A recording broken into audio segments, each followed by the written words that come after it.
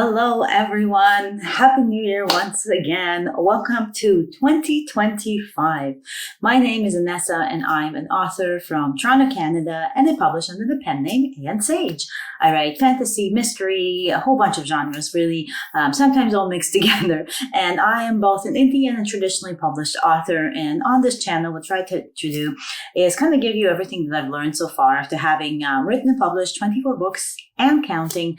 And I try to make these videos fairly regularly, once a week. Anything that I can't fit into the schedule here, I do have a Substack where I share a ton more information.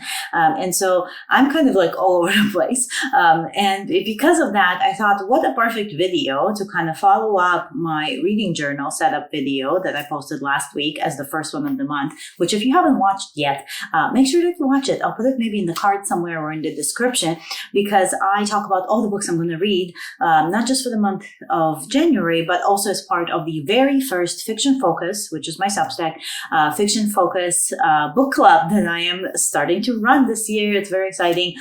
So that's all out. But today, because of all this stuff, as you can see, I'm very scattered. So this topic is going to be perfect. But I wanted to talk about my goals for 2025. Now, as somebody who is not only working for themselves, but also a creative, where and a multifaceted creative, where I do different things in order to make my income, and just to kind of live. I do find that I need to set some sort of goals for myself. Now, the way that I set goals might not be the way that you set goals or somebody else set goals. But, I think it's important to set them because that way you give yourself a platform from which to jump off of. And I do this at the beginning of every year so that my brain is clear and I have direction, and I try not to veer off of that direction. Now, as a side note, let's realize we're in a different spot. So what do you think? I'm thinking this might be the new filming setup because, first of all, it is in the room, like where my office is. And it's not like downstairs in our home library, which I really liked the books background. I might still need to put maybe something here with like some of my books, or maybe like a poster I can put on the wall of one of my books. But I think it's more cozy. Like we got a plant, we got like this cool art above me. My plotting wall is right there, like, and this chair is brand new. So I just think it's like a very cozy setup. So tell me what you think. I'm loving it. I'm very comfy here. Good to you guys. So I love that. So back to goals. When I'm talking about the goals that I set for myself, I also want to talk about so that it is more beneficial to you guys watching. It's not just me blabbing on about what I want to do, but I want to talk about how I set my goals and why I choose the ones that I choose and how I plan to tackle them. That way you can get like a real perspective of how I set my goals as an author, but also, like I said, as a person that does a whole bunch of other stuff in order to author. So I am a full-time author, but my income stream is actually divided into threefold. So I guess we can just start talking about like how I divide those goals up. So the way I usually try to divide my goals is I have 3 tiers for every year. I don't want to do more than that because I find that the years that I have done this, and when I've picked too many things to do and then I broke them down into nitty gritty little steps and I decided what I'm going to do every single week, those were the weeks that I did not accomplish any of my goals at all. I got too overwhelmed and so I just started picking random things that I wanted to do, and there was no direction, there's no purpose to my entire year, and it still went by fine, but I didn't feel as accomplished at the end of it because truly I did not set anything to accomplish for myself. So you wouldn't really feel accomplished if there was nothing to accomplish. So I think now I have stopped doing the whole overboard goals planning thing. I have stopped really. I still write it down in my planner, but it's point form, and I'll talk about how I do that when I talk about the goals. I don't go overboard. I don't make broken down step by step for myself points. I don't tell myself what I'm going to do is say every single month or week or day or hour, because that for me doesn't work. It doesn't work for how my life is. I have a toddler who is much like me, and very, very wild. And so she requires like a lot of attention in the form of playing and running around and just being like pretending we live in the jungle, basically, with a whole bunch of like animals and wildness around us. She loves all that, like wrestling, all that stuff.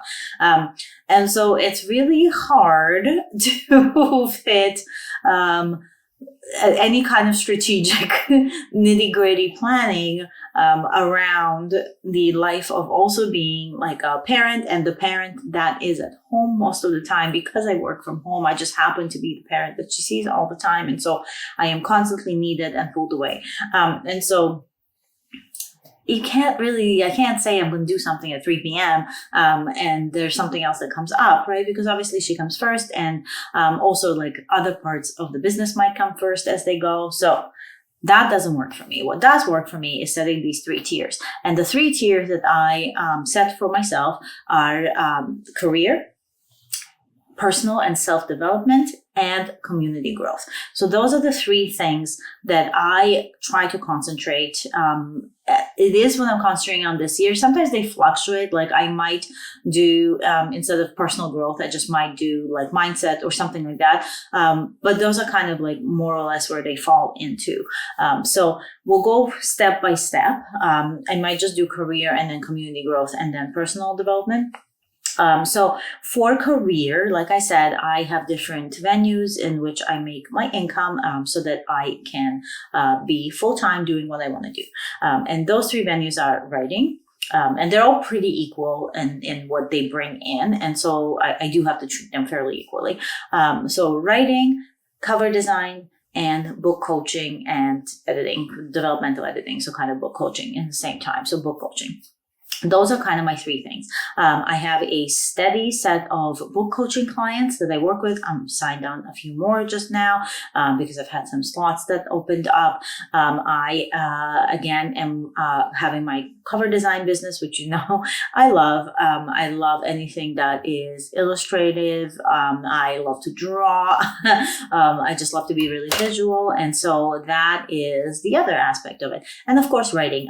I do have a publisher that I am signed with for contracts. We just got signed, as you may have heard me like screaming from the rooftops, but A Very Fairy Funeral is coming out on January 28th, and it is a spin-off that got signed off of Orchard Hollow for several more books, and that's we're planning to release a bunch of those this year, and so that is happening. It's very exciting. It's a really fun concept for a story too. So I will link the pre-order if you want to go check out just what it's about. You don't have to pre-order. Obviously, I'd love it if you did, but I mean, it's just so you can see the concept so I don't waste time talking about it here.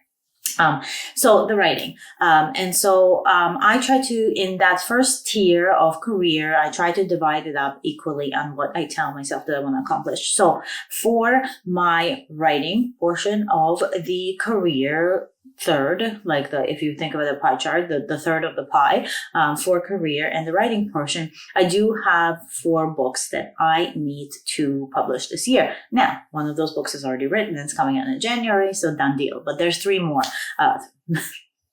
3 more that I still have to write. I am finishing up one now, so that leaves me with 2 for the rest of the year.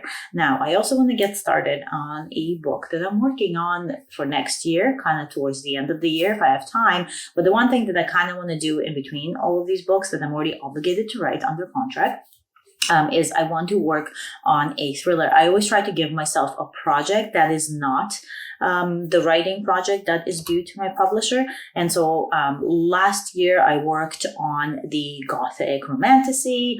And then this year I want to work on the thriller. I also worked on 2 like a novella for 2 anthologies, basically. So 1 short story anthology and 1 novella anthology. So I worked on those last year as well. So I had 2 side projects, which was too much, and we'll talk about it in a second.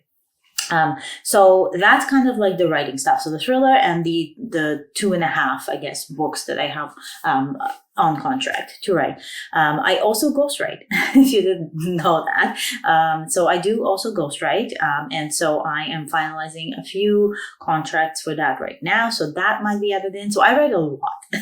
I usually basically, back when NaNoWriMo was cool, I basically had NaNoWriMo every single month. And it got too much. And so that's why I narrowed down how many books. I've talked to my publisher, I've narrowed it down. I can't do as many books as I've been submitting so far. I can't, maybe I won't take as many ghostwriting things. Maybe the thriller won't happen. The thriller is like a fun project for me. But when I'm setting the goals, the things that I put down are the contract work, because I'm signed for it. If there's ghostwriting work, that is definite. I put that down there. And that kind of, the rest leaves me room to play with. And that's where kind of like the thriller will come in, and if I want to work on that. I'm still in the query trenches, so that's something that I might add there. And those would be kind of like the small bullet points. So I would sit down and I would take a piece of paper and write writing on top, underline it, and just write all these bullet points of everything that I have. At the top, I would put down everything that I absolutely can't do, like contracts and ghostwriting and things like that.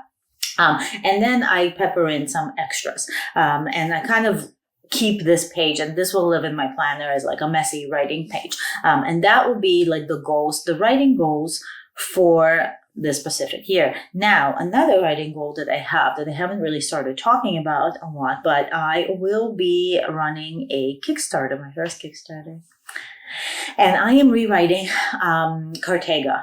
I am rewriting, so I'm not rewriting Cartaga because Cartaga was one of my award-winning books, I really do love the book. But what I'm doing is I'm combining book 1 and book 2, because book 2 is a little bit unfinished, and I don't think I'm going to be writing a book 3 for Cartaga, but I'm combining it into one big book with the finality, total arc. The arc closes at the end of book 2, but I kind of left it open to add a third if I wanted to, and I don't think I want to. I feel like that book is done, and that series is done, and those characters are finished.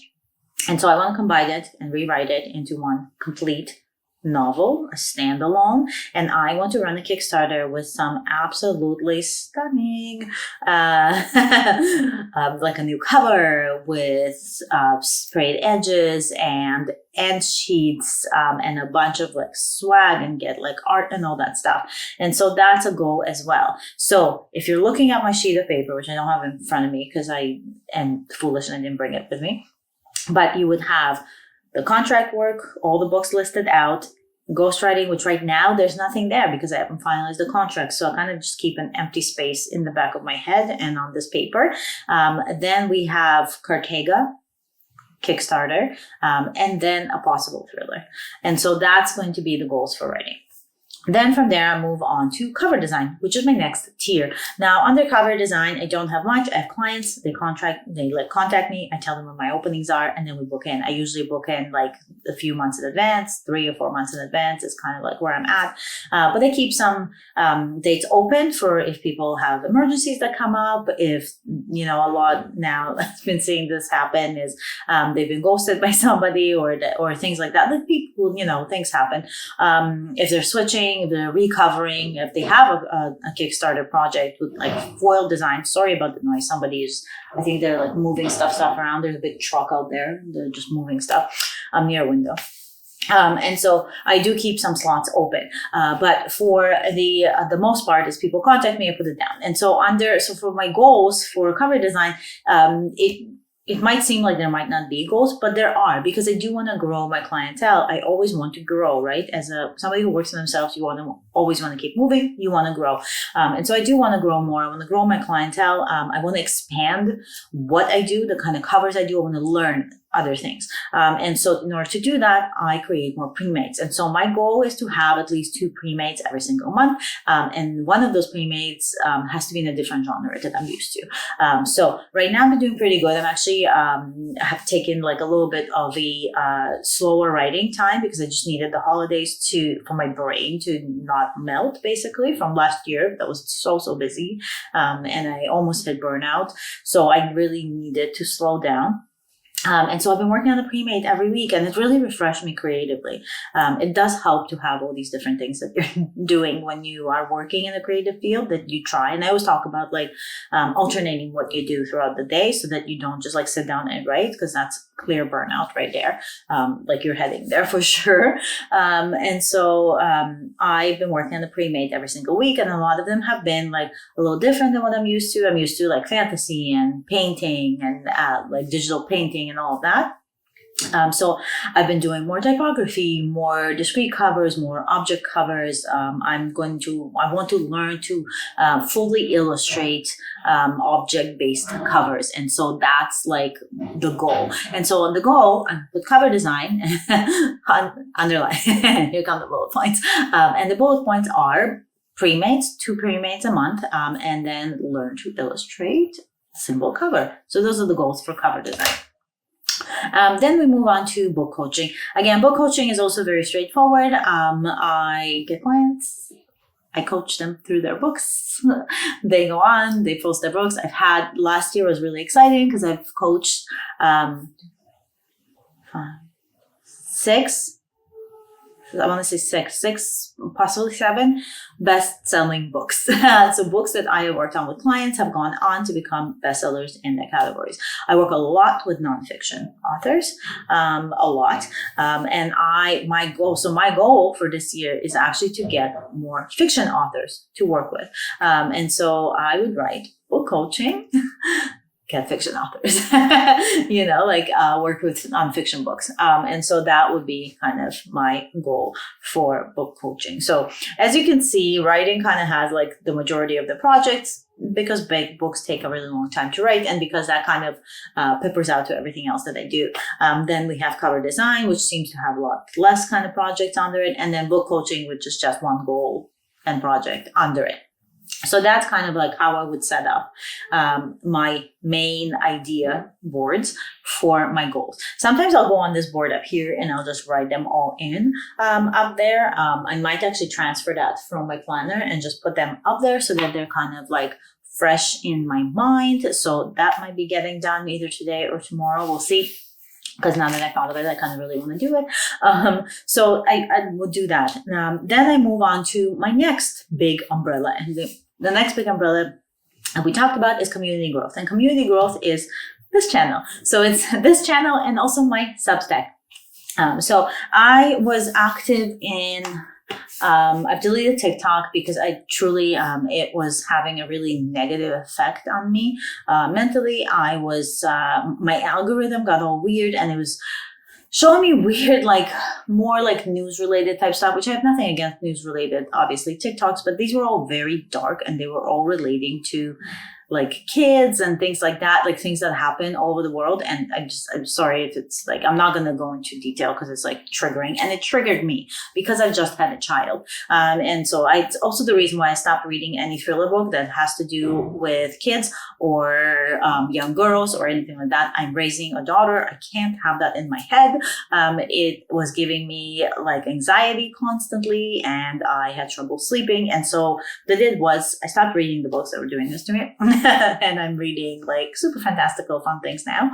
And I deleted TikTok and I have never felt better. And yes, it might have had like an effect on my author business and my writing, but my mental state is a lot more important to me than that. And how I show up for my family is more important than that. And if I couldn't do that properly, then it needed to go, right? Like, sometimes that's okay.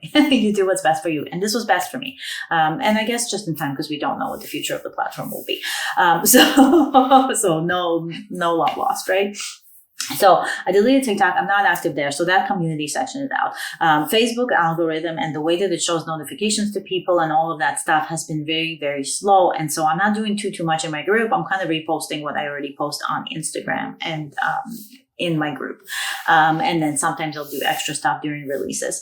But I'm still doing stuff there and I'm talking to people there, but I don't want to put in so much effort into it if the platform that it is not on is not constructive to growth. And the point of this goal is community growth, right?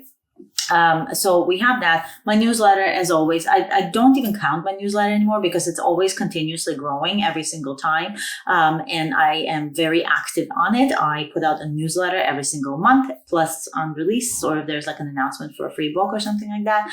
So I'm active enough on it. It's a monthly thing. But the parts where I am one-on-one more, or I feel more personal with the people I'm interacting with, are places like this channel. So this channel here is really important to me. I absolutely love being here. I say it every single video.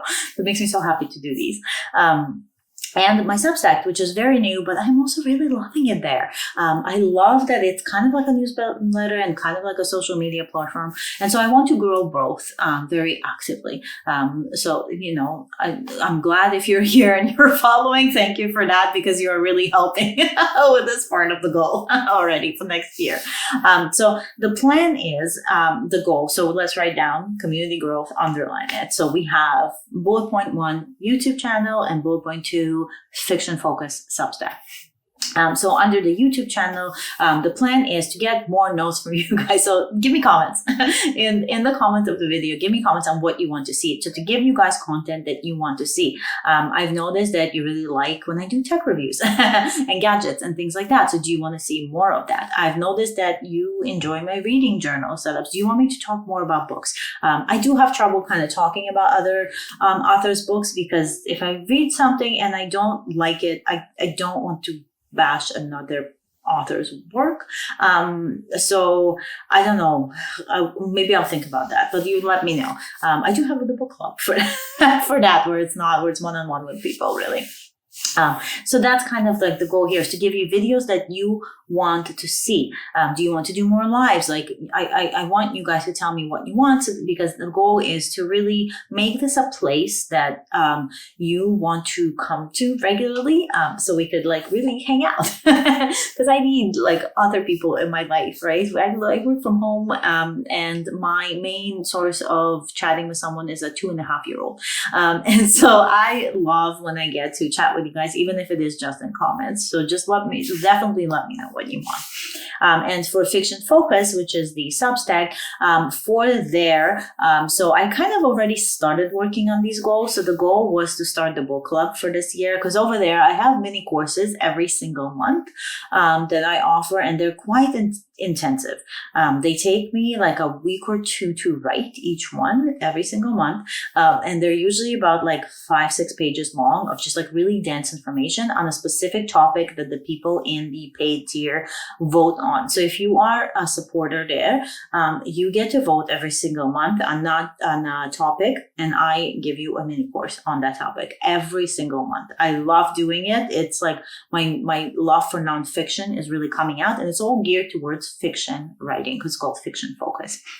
It's like a Substack where I help authors, kind of like what I do here, but more Substack form.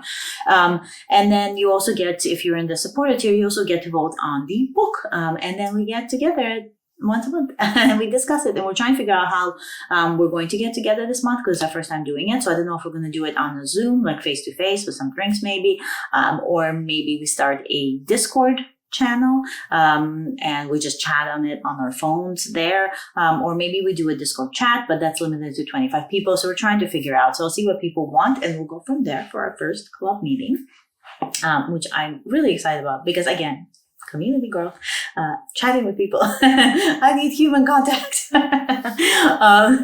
So that's kind of like the two goals that I have for the year. For that is the channel and the Substack. And then the last one is personal development and learning. So I would write personal development, underline, and then the bullet points for me right now are to finish going through all the master. So I've signed up for masterclass last year, kind of on a whim during the holidays.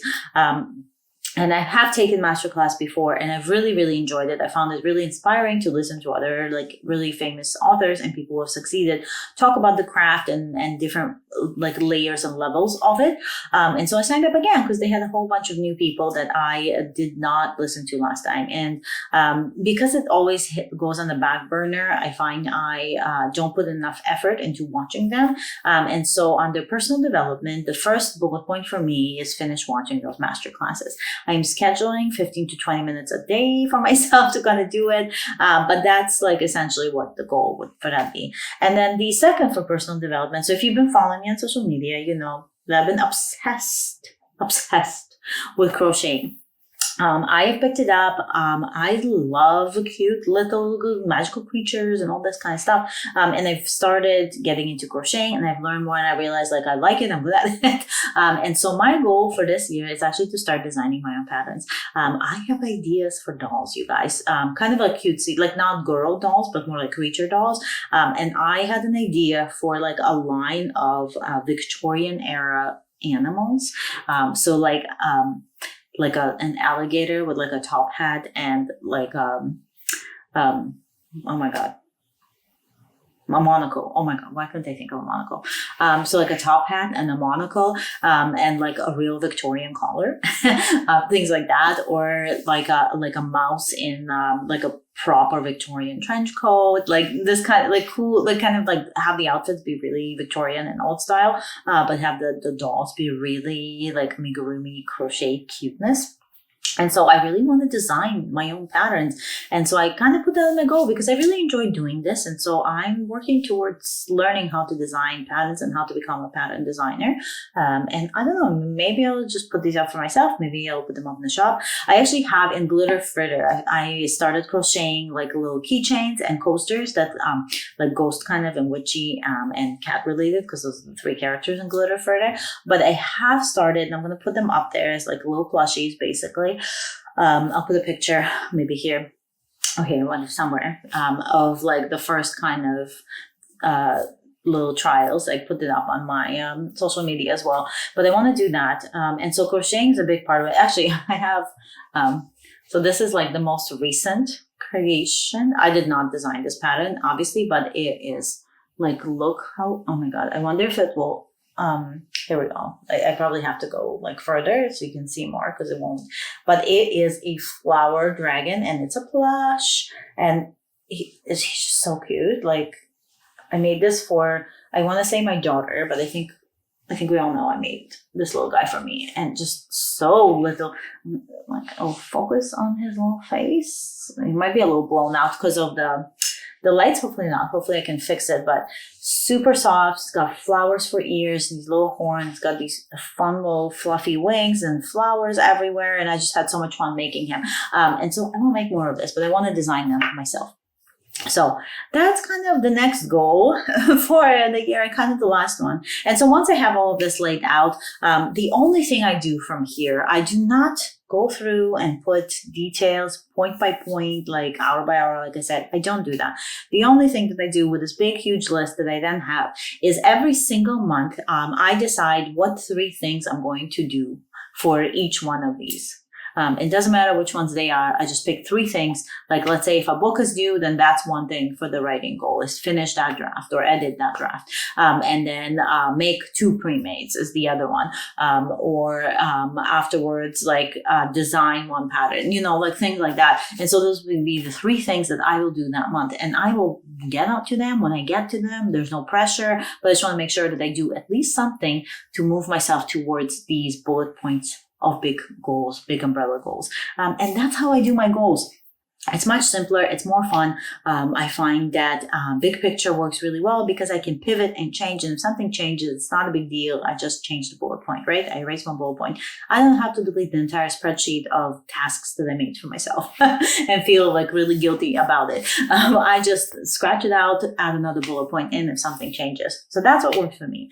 Maybe it will work for you too if you're not big on strict goal setting. So this was a very long chat because I have, I guess, a lot to say about what I'm doing this year and the goals I'm setting and how I'm setting them. But hopefully you enjoyed it. Hopefully this was like a nice little snippet into how I'm trying to plan out my year and what I want to do, because we will be catching up on a lot of these goals and what I'm doing in like our regular author chats. But I thought I kind of wanted to start the year with like a more easygoing video. But as I said, make sure to please, if subscribe if you're not subscribed, and if you want to hear me blabbing for more. My camera cut me off because apparently I have blabbed for so long that it ran out of steam. But to wrap it up, like I was saying, comment below. Tell me what you want to see. I'll make as many videos as I need to get to everybody's suggestions. And as always, thank you so much for being here. Thank you for being part of this channel. I love you guys. Here's to a great 2025.